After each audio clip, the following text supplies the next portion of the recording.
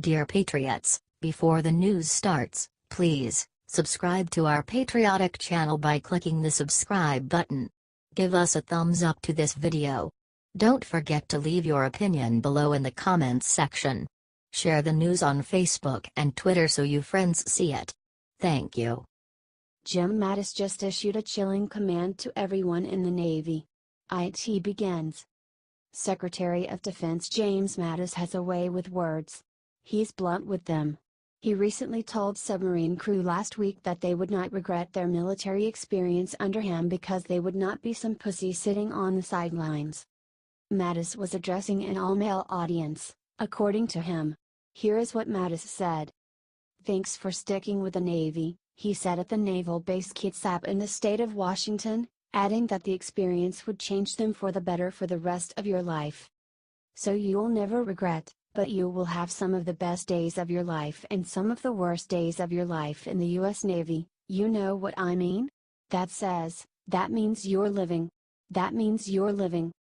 That means you're not some PY sitting on the sidelines, you know what I mean, kind of sitting there saying, 'Well, I should have done something with my life,'" he said.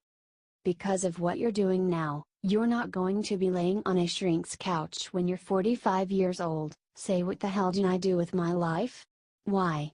Because you served others, you served something bigger than you."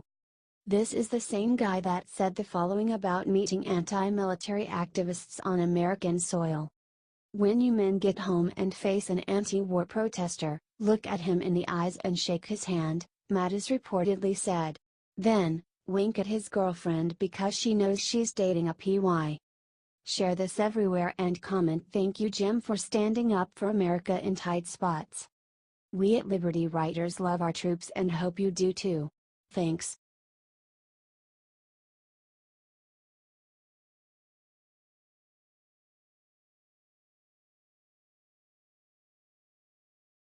God help US. Iran just announced the worst thing imaginable with their nukes. If it wasn't bad enough to have Crazy Kim in North Korea ready to fire off nukes at Guam, it looks like Iran is ready to jump back into the nuclear game too. The president of Iran, Hassan Rouhani, took center stage today when he called parliament and made an announcement that shook the entire world to its core. Iran announced that they will leave the nuclear deal and take their money with them. Iranian President Rouhani said that if the US continued its threats and sanctions that he would pull out of the nuclear deal within hours. However, it's not only money that Iran acquired from the nuclear deal. They also immediately purchased a fleet of jets as well as ICBMs from Russia as soon as the embargo was lifted. So, thanks to Obama's crappy deal-making and his ignorance of major nuclear issues, we are now stuck with a well-equipped Iran about to pursue nukes again. This is a very real problem. Iran needs to see that we stand behind our leaders and our best friend Israel. Let's show them how united we can be by sharing that out everywhere and comment "God bless Israel."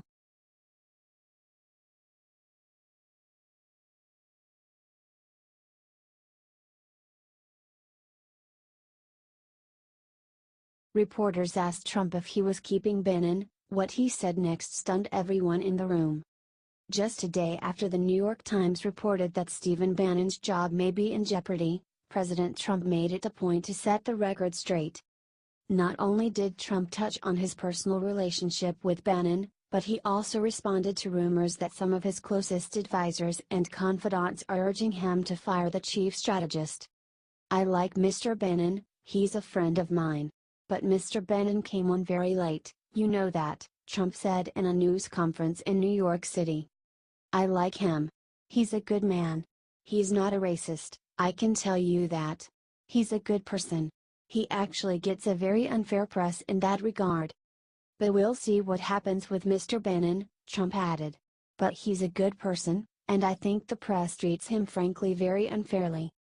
Bannon, the former executive chair of Breitbart News, has been under fire recently from Democratic lawmakers and civil rights activists after violence broke out at a white supremacist rally in Charlottesville, Virginia. House Minority Leader Nancy Pelosi, Democrat California, and others have called on Trump to fire Bannon, but the president has been very consistent with how he handles internal issues.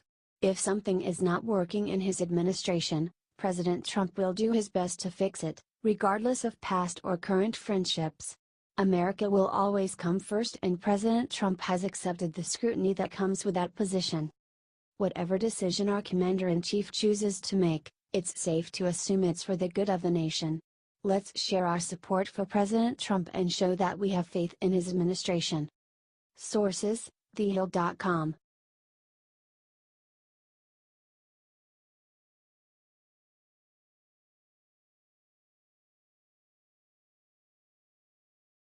Moments after vicious attack from CNN, Trump let loose and said the one thing that will shut them up for good.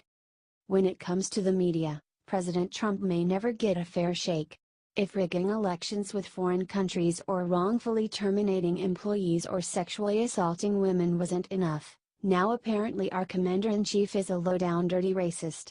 It's legitimately ridiculous at this point, especially when these news outlets should be covering the real issues facing our nation. Thank God we have a leader who's never afraid to expose the truth, and President Trump did exactly that on Twitter this morning.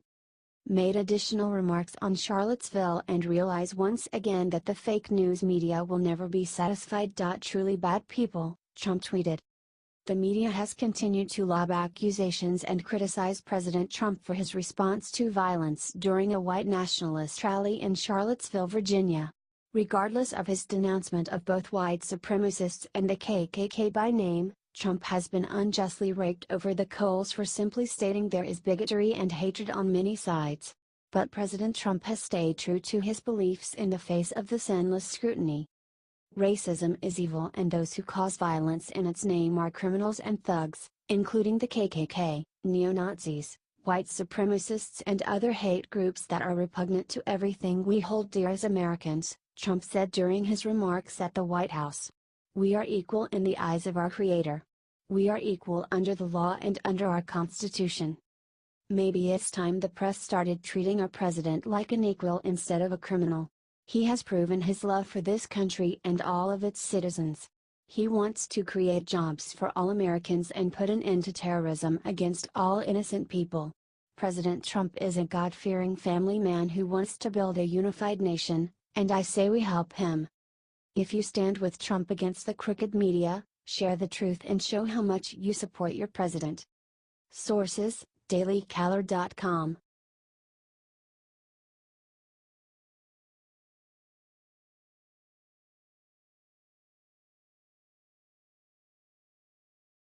Minutes ago, reporters asked Trump about Charlottesville. Immediately all hell broke loose.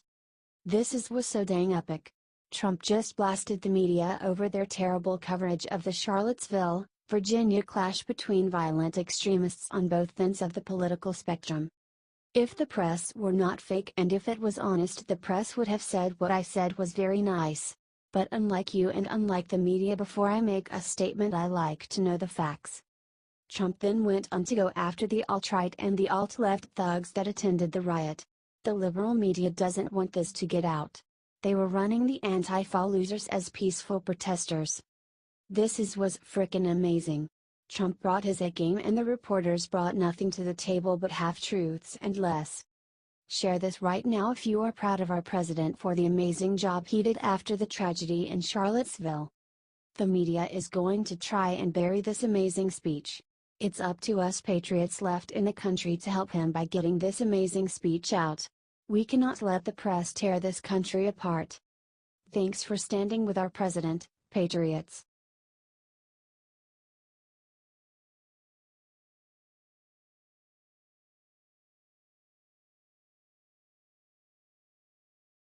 Killshot Trump just told everyone who was really behind the violence in Charlottesville.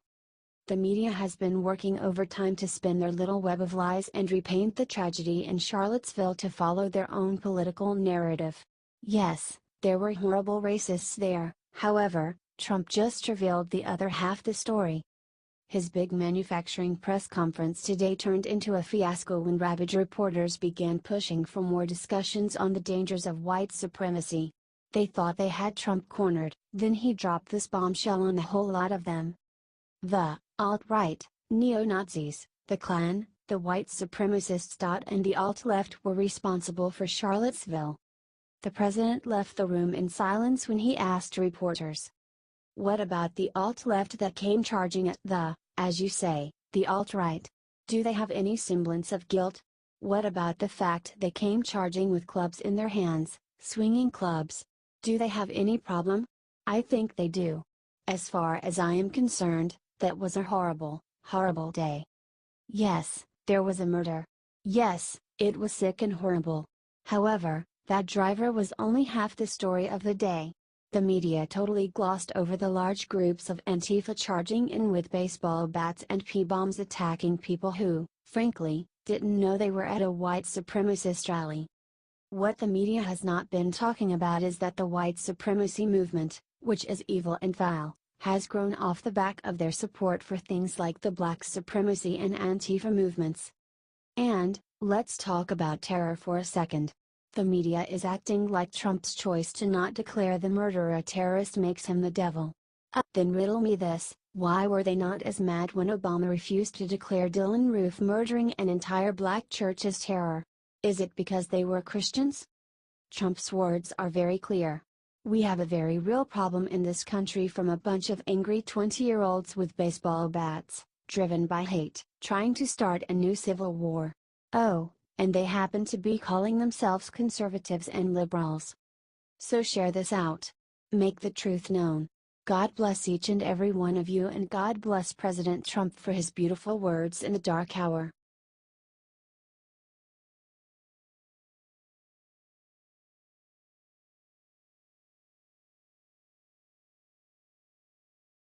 Justices served what the FBI just announced has Bill Clinton and Loretta Lynch sweating bullets.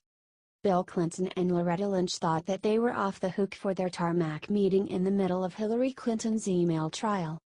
The meeting was obviously controversial, especially since Loretta Lynch, then the Attorney General and overseeing Hillary Clinton's trial, investigation, was approached by Bill Clinton in the middle of the trial. Why else would Bill Clinton have a private closed-door meeting with the Attorney General? And it appears that the FBI believes that there is more to this meeting than originally was found. Sean Hannity shared the news that the ACLJ confirmed that the FBI was reopening a FOIA request into the meeting between Lynch and Bill Clinton. Finally, our country could finally know what was so urgent that a former president thought he should meet with the person in charge of his wife's investigation for. ACLJ reports. We just delivered 413 pages of documents on the clandestine Clinton-Lynch meeting to the U.S. Senate Judiciary Committee. This timeline and these documents include evidence of Obama Attorney General Loretta Lynch's alias email account, numerous redactions, including main talking points, in circumvention of FOIA, Comey-led FBI lies on the existence of requested documents, DOJ media collusion, a White House connection, and revelations that Obama loyalists are now investigating themselves. This could finally shed light into the shady dealings of the Clintons that they have been hiding for years. If Hillary Clinton is still able to evade justice for her crimes, at least Americans can see for certain just how crooked she is. These documents could shut down Hillary Clinton's political future after rumors have been rampant that she is planning on running again in 2020. The Clintons have been dealing in the dark for too long and getting away with it. It is high time that Americans should be able to see just how crooked they truly are. HT the Gateway Pundit.